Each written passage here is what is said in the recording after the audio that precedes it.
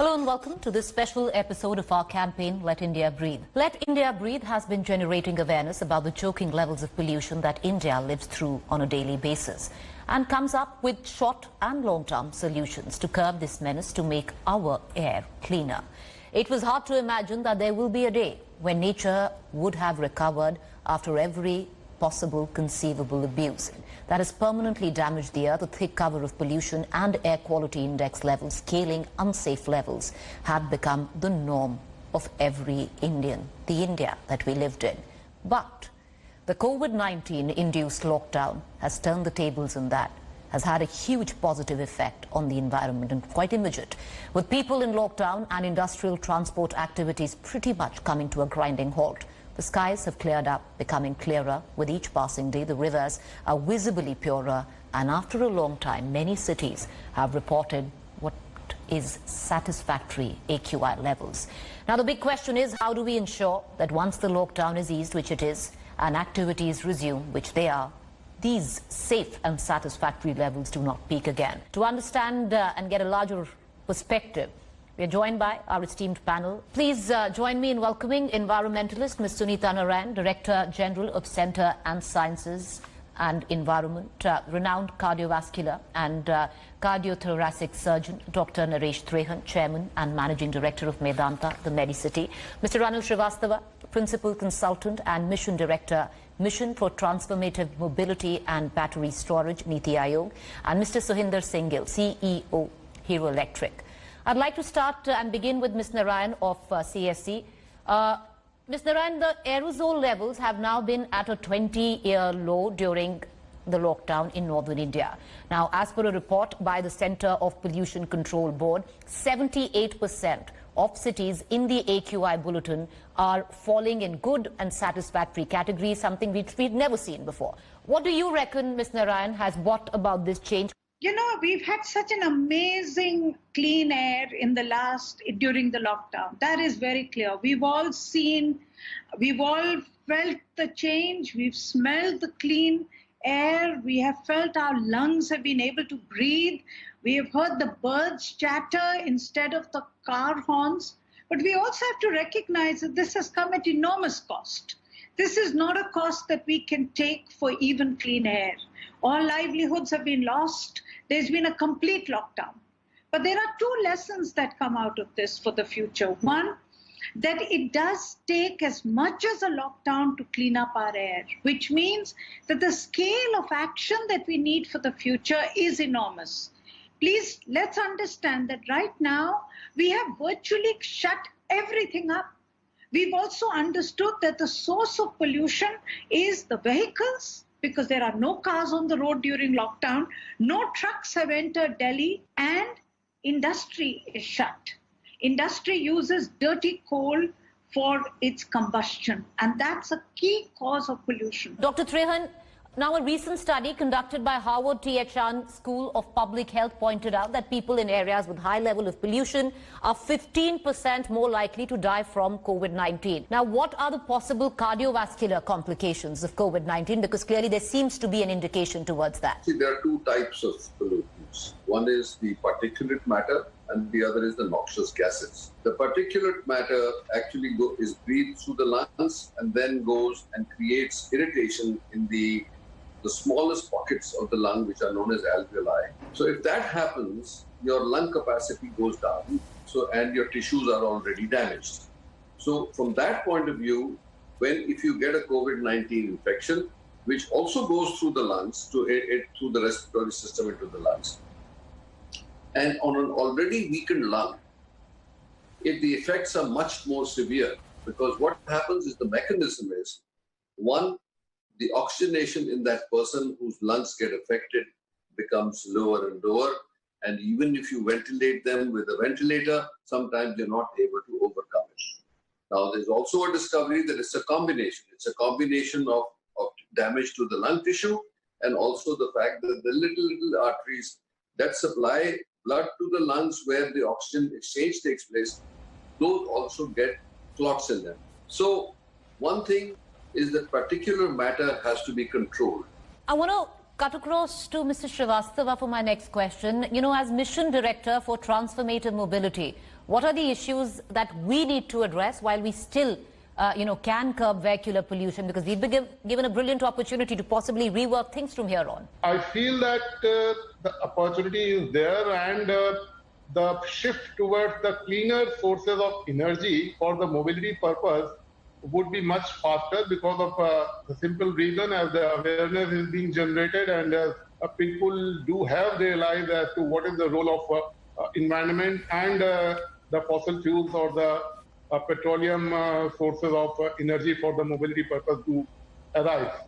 There is a lot of awareness about the electric vehicles, electric two-wheelers and electric cycles, electric bicycles and electric three-wheelers, and the government has very rightly put its focus on electric two-wheeler, three-wheeler and the electric public transport system. So I'm very sure that this is an opportunity to a better management of the public transport system, in which, and also we also look forward to the adoption of the battery, whether the lithium-ion battery, which are currently prevailing, and the cutting-edge technologies for the usage for the not only for the mobility and even for the our restoring the cleaner sources of energy which we are generating through the solar generation and through the windmill. So, Inder Singh Gill, as representative of the automobile industry, where have we gone wrong within this sector that has resulted in the Indian cities always scoring so high on pollution index? So perhaps what has not really gone right is the lack of integrated and synchronized approach between different ministries and industry.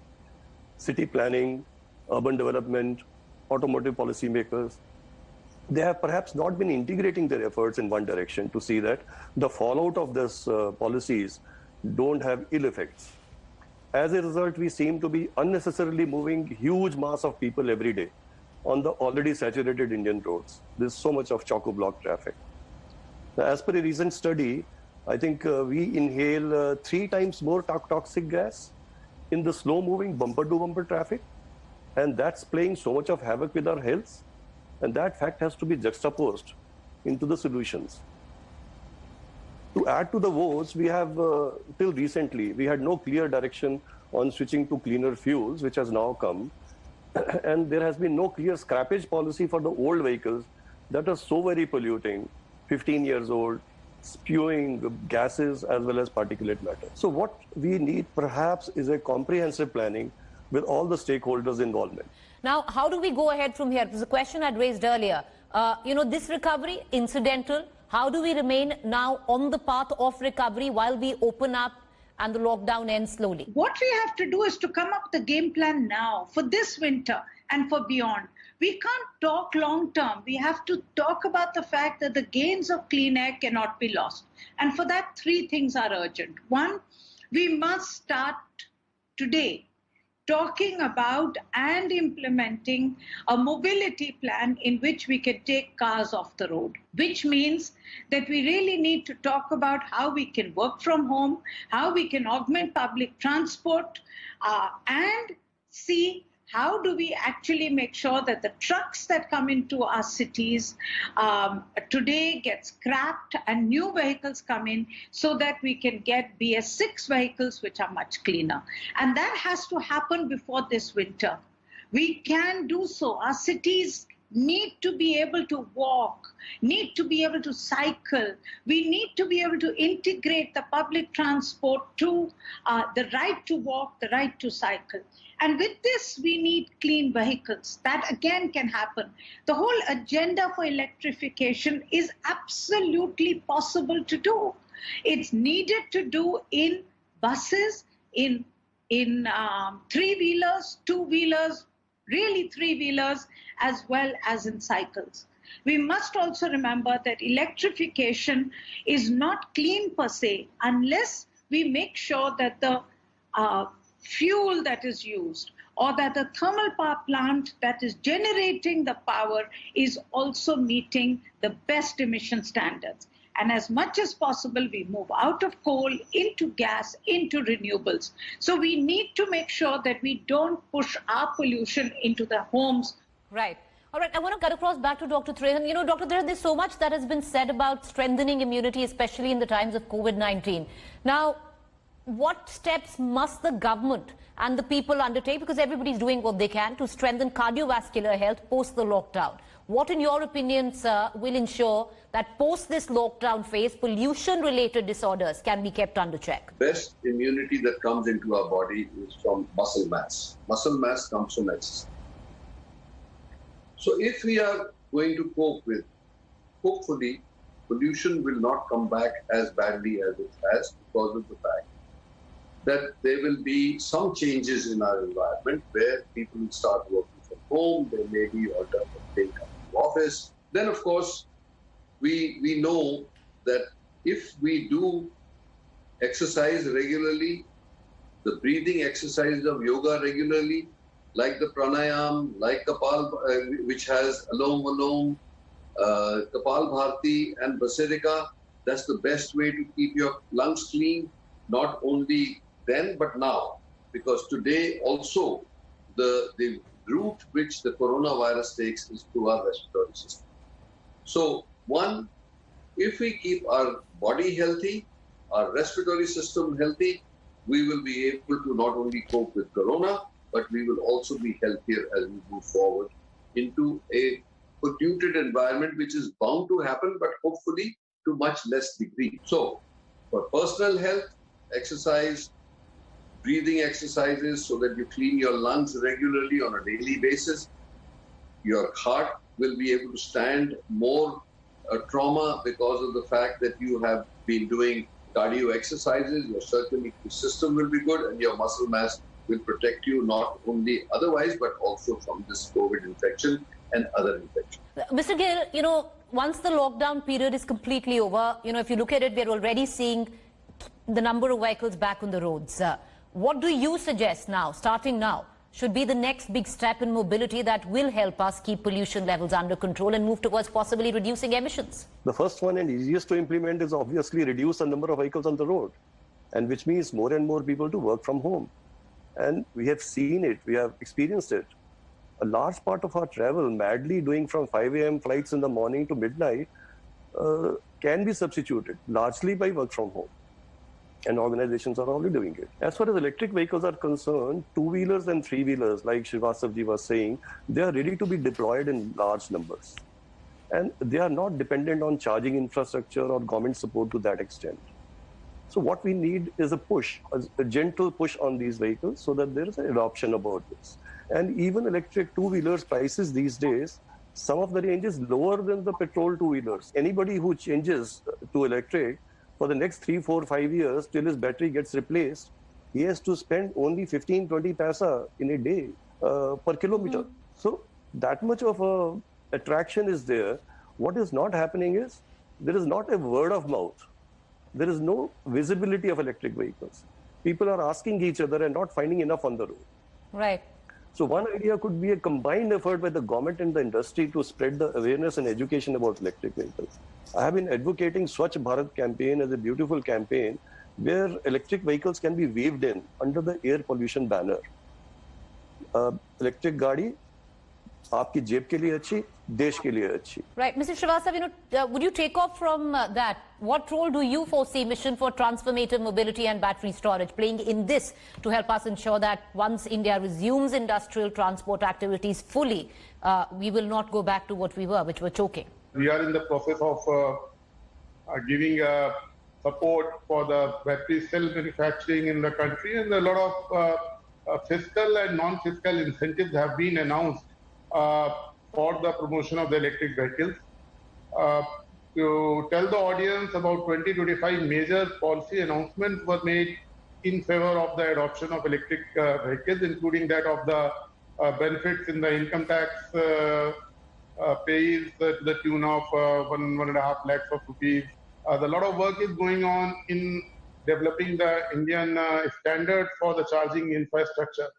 Now the generation and the storage charges of a clean energy is coming out to be cheaper than the generation and the storage of the energy from the fossil fuel and from the traditional sources of the energy. But along with that, we cannot ignore the fact that we have to promote the shared mobility and the public transport system.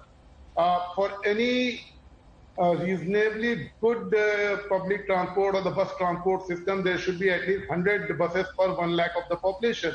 Whereas in our country, the average is between 12 to 13 buses per 1 lakh of population, which is 1/7 of a normal situation. So that also gives us tremendous opportunity for the adoption of buses in the cities and All right. with that. Okay, I'm going to go into a quick break. I urge our guests to stay with me. Now, while people are enjoying cleaner air currently, steps must be undertaken to maintain safe AQI levels once the lockdown is completely lifted and life completely, hopefully, resumes back to normal. Back in a quick break to stay with us.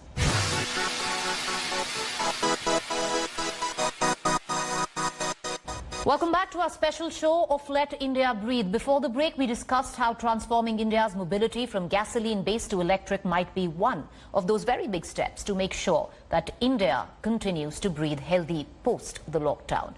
I want to once again begin with Mr. Gill. Mr. Gill, what can we do now to motivate consumers? You were talking about consumer awareness. What can we do to motivate consumers to be a part of this paradigm shift that you were talking before the break? Auto sector has a very significant role to play in communicating properly the value for money products and also the side benefits of environment about it. Like I said, Swachh Bharat campaign, obviously, this is one of them. But imagine that if the bigger player, the larger player, in their communication budgets of thousands of crore, they put one of this as a main objectives of communicating rightly what these electric vehicles can do for the environment. Like there is a saying that one electric scooter, if you buy and use for 5 years, you are planting 7 trees, full-grown trees. So such like messages have to pass through the common person. Right. We can redefine our vision and objectives in automotive sector and see to it that our businesses have bottom line approach as well as the approach of decreasing the greenhouse gases at equal level. All right, okay. Mr. Srivastava, do you want to add to that? Because how can the government now provide incentive to it? Because yes, you can, try and look at the customer, try and give him incentive. What could be the government role in all of that to provide a possible strong framework that a consumer would be incentivized on his own? We have already been giving direct fiscal incentive to the buyer. There could be a direct fiscal incentive from the supply side, also free of any registration fee. The commercial use of electric vehicles also is not requiring any permit fee. We also have thought about exemptions on the toll for the electric vehicles while crossing the toll roads to move forward. All right, okay, Dr. Trehan, now in your opinion, do you see or do you reckon things will change on going forward, especially in terms of returning to normal life post-COVID-19 crisis? Will we look at things differently, especially where our health is concerned? Most definitely. Life will be quite different. And I hope that the lessons learned here are not forgotten in short order. So today we know that, as we have heard again and again, that we have to live with the virus. It's not going away in the near future. That means our habits will have to be adapted in a way. We adopt masking, social distancing, all those things that we have talked about every day. But in addition to that, our priorities should also change. The point is we must consume less. What has happened is all this has led to a point where one thing aggravates the other. And the consumption in the society had gone so far that we have totally destroyed the environment. And living in Delhi or this NCR area is like living in a gas tank actually at least half the year. So if we are going to look at ourselves again, where our wastage of just getting into the biggest car you can find, having 4 cars in the driveway if there are only 2 people in the house, all these things will have to be looked at through a new prism, which we should have. So I think what will happen is, one, we will try to do whatever we can with less. If you are going to do something from outside, you will aggregate it and do it all in one go rather than go 10 times to the market. So these are all things that will become in our DNA to say, how do we live better, live cleaner, and more efficiently so that we can survive better. One final question I'll take from Mr. Narayan. Mr. Narayan, is electric mobility one of the important changes that we need to introduce within Indian context to keep AQI levels of our cities in the satisfactory zone? Because that's, I think, the biggest takeaway from this. Absolutely. Electric mobility is part of the clean vehicles program that we need to promote. It's very clear that when it comes to CNG, it comes to electric mobility, these are the pathways for the future. But we need to prioritize where do we want electric mobility first. In my view, we want it in public transport. We need it for our buses. We need to have trams in our cities which use electricity. We need 2 3-wheelers to move on electric as electric vehicles, because last mile connectivity is the big issue. When you take a metro, you take a bus, you need to get last mile connectivity organized. That's where electric mobility plays a big role. You transform your city so that you can organize it so that you move people and not vehicles. And that's the role of electric mobility. But we need to get it together. We have been talking about electric mobility for just too long. And all the programs that we see are too scattered, too fragmented, and we just don't seem to have a game plan to ramp it up at the scale and the speed that is needed. And I think post-lockdown, our entire effort has to be, this is what we will do. All right, with that, I will wrap up this special edition. While an overall structured strategy is needed to ensure that pollution levels do not peak again post-lockdown and choke the country, it is important to note that the road is to a clean future requires us to ride or drive electric vehicles. The government needs to provide a strong logistical and infrastructural support to manufacturers while incentivizing the sale of electric vehicles to motivate consumers. I'd like to thank all our guests for this discussion. With that, it's a wrap on our special episode. Keep watching India Today. Hello everyone, this is Rahul Kamal here. Hope you enjoyed this video. For the latest news and analysis, like and subscribe the India Today YouTube channel and don't forget to press the bell icon to stay updated.